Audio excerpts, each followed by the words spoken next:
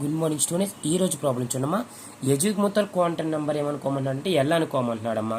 అయితే ఇక్కడ ఎల్కి ఏముందంటే L having n+1 value instead of 0 to n-1 అంటమ్మా. n+1 value ఉందనుకో, n+1 వాల్యూ అనుకోమంటున్నాడు. ఎల్ అనేది యాక్చువల్గా 0 to n-1 ఉండాలి కదా, కానీ n+1 అనుకోమంటున్నాడు. అయితే ప్రిన్సిపల్ క్వాంటమ్ నెంబర్ అనేది ఇక్కడ ఏంటంటే ఇక్కడ n అంట. అంటే ఎన్ విన్నారమ్మా, ఏం చెప్తాను ఇక్కడ n+1 వాల్యూ అనేది 0 to n-1 ప్లేస్లో n+1 వాల్యూ ఉంది. దేనికి? Azimuthal quantum number ఎల్కి. ఓకేనా? అయితే ఇదిగోండమ్మా, దీంతో పాటు ఇది ఈ వాల్యూస్ n-1 వాల్యూ అనేది ఎనీ ప్రిన్సిపల్ క్వాంటమ్ నెంబర్కి అప్లికేబుల్. ఈ n+1 వాల్యూ అనేది అన్ని ప్రిన్సిపల్ క్వాంటమ్ నెంబర్స్కి అప్లికేబుల్ చేసుకోవచ్చు అంట. n+1 వాల్యూ అంటే 0 to n-1 వాడకుండా n+1 వాల్యూ వాడమంటున్నాడు. అయితే spin magnetic momentum of iron ఏం కనుక్కోమన్నాడమ్మా? Spin magnetic moment of iron.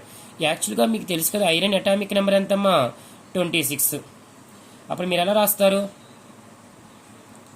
1s2 2s2 2p6 3s2 3p6 ఎన్నైనా ఇక్కడికి 2 4 10 12 18 అవునా కాదా?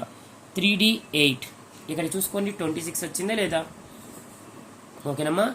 సో ఇక్కడ ఎంత వచ్చింది? 26 వచ్చింది.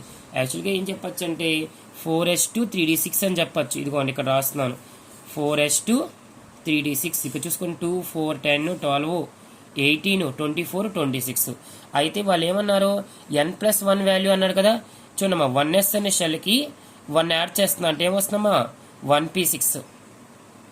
1s2 1p6. మళ్ళీ చూడండి ఒకసారి, అంటే 1 ఎక్స్ట్రాగా యాడ్ చేశాను నేను, n+1 కదా. మళ్ళీ చూడండి అక్కడ 2s2 ఉంది కదా, 2p6 కదా. మళ్ళీ దీనికి ఇంకోటి యాడ్ చేశాను, అప్పుడు ఏమవుతుంది? 2d. ఎల్ వాల్యూ ఒకటి యాడ్ చేయమన్నాను ఇక్కడ నేను, అన్ని ప్రిన్సిపల్ క్వాంటమ్ నెంబర్స్కి అప్లికేబుల్ అన్నాగా. 2 4 10 ఇక్కడికి ఎంత? 2 4 2 + 6 ఎంత? 8 8 + 2 10 10 + 6 16 16 ప్లస్ ఎంత ఇక్కడ? 2d. ఓకేనమ్మా, ఇక్కడ ఏముంటుంది? 2d8 వేసుకోండి. 16 + 8 ఎంత? 24.